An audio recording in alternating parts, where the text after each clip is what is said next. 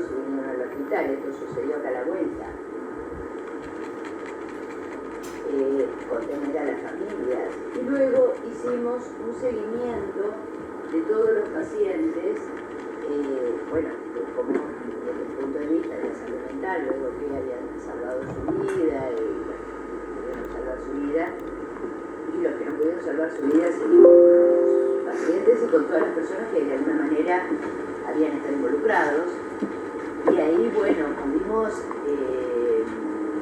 ver claramente esto del estrés postraumático, ¿no? Esto de los flashbacks, lo de la disociación, como que fue algo donde mi experiencia fue lo más vivido o sea, lo más cercano que tuve a un verdadero estrés postraumático, ¿no? Ni me quiero imaginar hoy lo que debe estar pasando a la gente en la guerra, ¿no? En ese momento, justo había venido un psiquiatra israelí a tomarse un año sabático a la Argentina. Y bueno, era conocido del hospital aparentemente en aquel momento era el secretario del doctor Farel. Y bueno, justo llegó en ese momento y fue quien nos orientó en cómo trabajar con estas situaciones traumáticas, porque realmente venían de trabajar en la guerra, y es como que eran abordajes diferentes, es como que, bueno, nos llevó a aprender mucho de cómo manejar y pudimos ver estos síntomas que a veces uno habla de flashback y dice, bueno, sí, el insomnio, las pesadillas, pero lo pudimos ver como esta cosa de verdaderamente limitante y que dura mucho en el tiempo, puede llegar a cronificarse, ¿no? De hecho lo vimos. Y como dato que me di cuenta dando esta clase, que la vengo dando hace un montón de tiempo, y siempre como el mismo ejemplo, porque el público se renueva, dando esta clase me di cuenta, cuando hablaba de estados disociativos, que yo en ese momento estaba en la admisión. ¿Conocen la admisión de salud mental en la planta baja? También fueron a ver la cámara seguramente. Bueno, yo estaba ahí. Eso pasó a media cuadra. Yo estaba atendiendo, hablando por teléfono con la comisaría, no me acuerdo por qué. Y yo no me acuerdo del ruido. Ese día de hoy, recién me empecé a dar cuenta ahora que no me acuerdo haber sentido el ruido. No hay chance que no lo haya sentido. O sea que debo haber tenido un estado disociativo. Imagínate, explotó algo acá a media cuadra, en lateral del hospital. No lo puedo recordar. Es como que esto lo podríamos pensar como un estado disociativo, no algo que por algo no. Pero eso me di cuenta hace poco, a pesar de esta estudiar. ¿Se entiende entonces la diferencia entre el trastorno por estrés postraumático, el estrés agudo y el otro? Una última pregunta de estrés postraumático. ¿Puede tener directamente trastorno de estrés postraumático y no haber pasado por un estrés agudo previamente? Lo que pasa es que el estrés postraumático tiene que durar de 3 a 6 meses. Claro, pero puede... O sea que cuando duran los primeros 30 días, okay. estás en estrés agudo. Gracias. Y fíjate que los síntomas de los que habíamos hablado eran muy parecidos. Sí, son similares, pero bueno, como dijimos, con más frecuencia, claro. Más duración. Bueno, luego tenemos el tema de los trastornos adaptativos. Y acá, bueno, ya lo vamos a cambiar un poco. Trastornos adaptativos le llamamos a situaciones o respuestas a las cuales no nos podemos adaptar adecuadamente o tenemos alguna dificultad. Pues hablamos de trastornos de adaptación, hablaríamos de una adaptación normal. Las características de esto es que la respuesta inadecuada, puede ser una respuesta inadecuada a un factor estresante, ¿sí? Algo que no podemos adaptarnos como nos mudamos y no estamos teniendo una adaptación que podríamos considerar normal, ¿sí? Presentes durante 3 meses posteriores a la aparición del factor desencadenante, ¿sí? O sea, si yo me mudo y a los 3 meses sigo con los mismos, me sucede algo y tardo, y a los 3 meses sigo con estas cuestiones de adaptación, bueno, ahí estoy estoy frente a un trastorno adaptativo. Los síntomas pueden ser absolutamente variados, desde ansiedad, depresión, fluctuación, alergia, quejas somáticas, aislamiento social. Esto, bueno, lo vemos muy frecuentemente y muchas veces cuando hablamos de trastornos adaptativos, muchas veces hablamos de un trastorno adaptativo con síntomas depresivos. ¿Qué quiere decir esto? Que no es una depresión reactiva, porque no llega a tener todo el contenido de los síntomas de un síndrome depresivo, pero sí tiene síntomas depresivos, o sí no constituye un trastorno de ansiedad, pero tiene síntomas ansiosos, o tiene síntomas ansiosos y depresivos, por lo cual hablamos de síntomas mixtos, o, bueno, aparece la irascibilidad, la irritabilidad, las quejas somáticas, ¿no? Puede ser muy variado. Son desadaptaciones, o sea, cosas a las que normalmente podríamos esperar que nos adaptamos en un determinado tiempo y nos está costando más.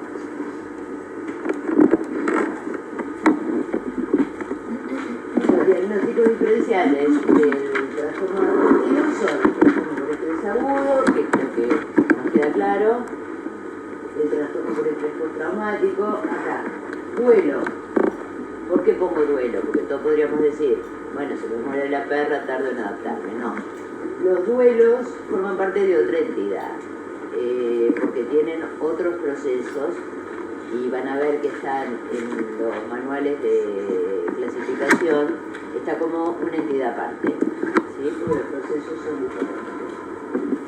Por un trastorno por ansiedad, porque se conoce un trastorno adaptativo con síntomas de ansiedad, tenemos que hacer el diagnóstico diferencial con un trastorno de ansiedad, con un síndrome depresivo, si ofrecemos síntomas depresivos.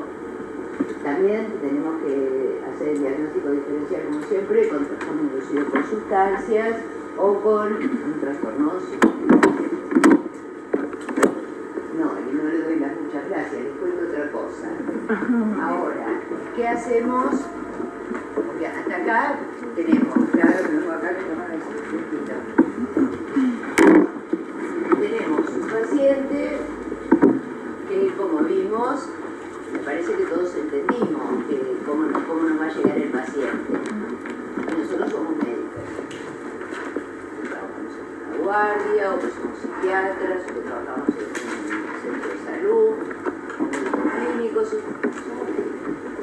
Entonces, viene un paciente con un cuadro de ansiedad, por estrés agudo, por estrés postraumático, por trastorno. ¿Qué es lo primero que hacemos? ¿Descartamos que no haya una condición médica de base? Bien. Y escuchamos. Y cuando decimos escuchamos, no estamos diciendo poca cosa. Porque mientras nosotros escuchamos al paciente, el paciente también se escucha a sí mismo.